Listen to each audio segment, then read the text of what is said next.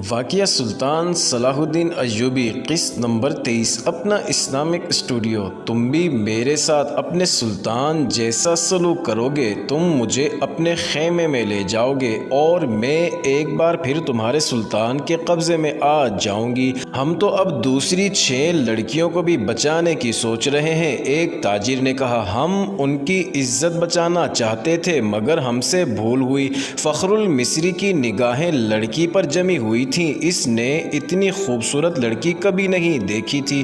خیمے میں خاموشی طاری ہو گئی جسے کرسٹوفر نے توڑا۔ اس نے کہا، تم عرب سے آئے ہو یا مصری ہو؟ مصری، فخر نے کہا، میں 2 جنگیں لڑ چکا ہوں، اسی لیے مجھے یہ عہدہ دیا گیا ہے۔ سوڈانی فوج کہاں ہے جس کا سالار ناجی ہے؟ کرسٹوفر نے پوچھا۔ اس فوج کا ایک سپاہی بھی ہمارے ساتھ نہیں آیا، فخر نے جواب دیا۔ جانتے ہو ایسا کیوں ہوا ہے؟ کرسٹوفر نے پوچھا۔ سوڈانیوں نے صلاح الدین ایوبی کی عمارت اور کمان کو تسلیم نہیں کیا، وہ فوج اپنے آپ کو آزاد سمجھتی ہے۔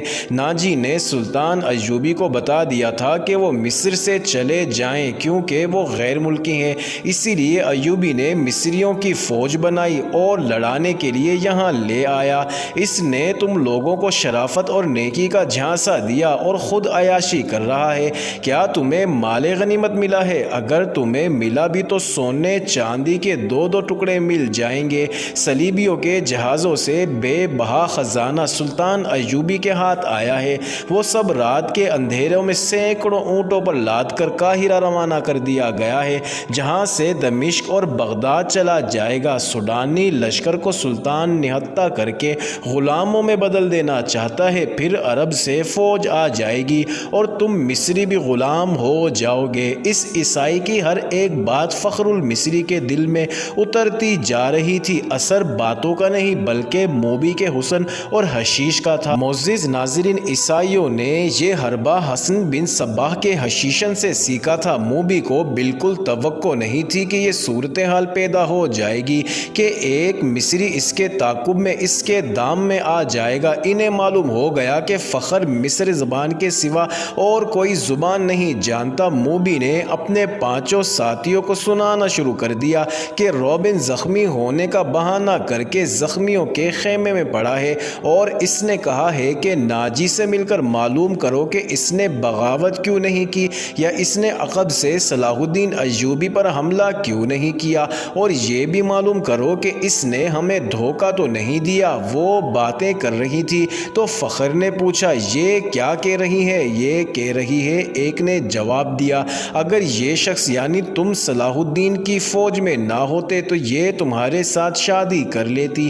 یہ مسلمان ہونے کو بھی تیار ہے لیکن کہتی ہے کہ اسے اب مسلمانوں پر بھروسہ نہیں رہا۔ فخر بے تابی سے لپک کر لڑکی کو بازو سے پکڑا اور اپنی طرف گھسیٹ کر کہا، اگر میں بادشاہ ہوتا تو خدا کی قسم تمہارے خاطر تخت اور تاج قربان کر دیا ہوتا۔ اگر شرط یہی ہے کہ میں صلاح الدین ایوبی کی دی ہوئی تلوار پھینک دوں تو یہ لو۔ اس نے کمر بند سے تلوار کھولی اور نیام سمیت لڑکی کے قدموں میں رکھ دی۔ کہا، میں اب سے ایوبی کا سپاہی اور کماندار نہیں ہوں مگر ایک شرط اور بھی ہے۔ لڑکی نے کہا، میں اپنا مذہب تمہارے خاطر ترک کر دیتی ہوں لیکن صلاح الدین ایوبی سے انتقام ضرور لوں گی۔ کیا اسے میرے ہاتھ سے قتل کرانا چاہتی ہو؟ فخر نے پوچھا۔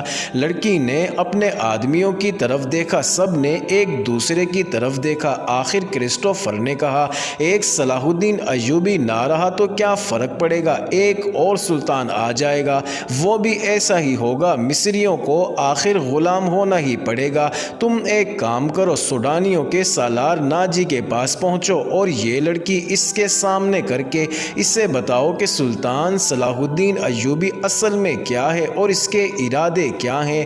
ان لوگوں کو یہ تو علم تھا کہ ناجی کا صلیبیوں کے ساتھ رابطہ ہے اور موبی اس کے ساتھ بات کرے گی، لیکن انہیں یہ علم نہیں تھا کہ ناجی اور اس کے معتمد سالار خفیہ طریقے سے مروائے جا چکے ہیں۔ اس تک لڑکی کو ہی جانا تھا، اس کا اکیلے جانا ممکن نہیں تھا۔ اتفاق سے انہیں فخر المصری مل گیا، لہٰذا اسی کو استعمال کرنے کا فیصلہ ہو گیا۔ یہ آدمی چونکہ سلطان ایوبی کی نظر میں آ گئے تھے اس لیے بھی اس کی نظر میں رہنا چاہتے تھے۔ اس کے علاوہ انہوں نے موبی موبی سے سن لیا تھا کہ ان کے شعبہ جاسوسی اور تخریب کاری کا سربراہ رابن اسی کیمپ میں ہے اور فرار ہوگا، اس لیے وہ اسے مدد دینے کے لیے بھی وہاں موجود رہنا چاہتے تھے۔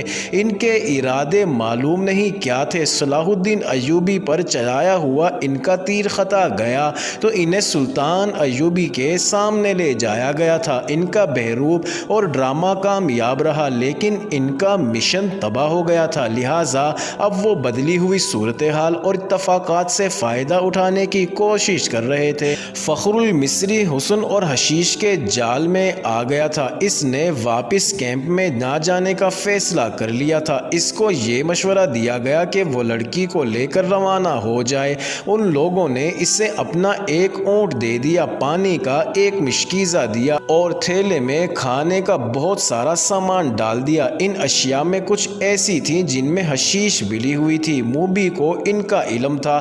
فخر کو ایک لمبا چوغا اور تاجروں والی دستار پہنا دی گئی۔ لڑکی اونٹ پر سوار ہوئی، اس کے پیچھے فخر سوار ہو گیا اور اونٹ چل پڑا۔ فخر گرد و پیش سے بے خبر تھا اور وہ اپنے ماضی سے بھی بے خبر ہو گیا تھا۔ صرف یہ احساس اس پر غالب تھا کہ روئے زمین کی حسین ترین لڑکی اس کے قبضے میں ہے، جس نے سلطان کو ٹھکرا کر اس سے پسند کیا ہے۔ فخر نے موبی کو دونوں بازوؤں میں لے کر اس کی پیٹھ اپنے سینے سے لگا لی۔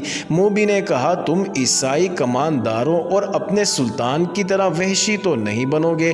میں تمہاری ملکیت ہوں، جو چاہو کرو، میں پھر تم سے نفرت کروں گی، کہو تو میں اونٹ سے اتر جاتا ہوں۔ فخر نے اسے اپنے بازو سے نکال کر کہا، مجھے صرف یہ بتا دو کہ تم مجھے دل سے چاہتی ہو یا محض مجبوری کے عالم میں میری پناہ لی ہے؟ پناہ تو میں ان تاجروں کی بھی لے سکتی تھی، موبی نے جواب دیا، لیکن تم مجھے اتنے اچھے لگے کہ تمہاری خاطر مذہب تک چھوڑنے کا فیصلہ کر لیا۔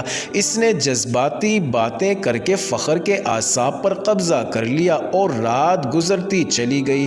سفر کم و بیش 5 دنوں کا تھا، لیکن فخر المصری عام راستوں سے ہٹ کر جا رہا تھا کیونکہ وہ بھگوڑا فوجی تھا۔ موبی کو نیند آنے لگی، اس نے سر پیچھے فخر کے سینے پر رکھ دیا اور گہری نیند سو گئی۔ اونٹ چلتا رہا، فخر جاگتا رہا۔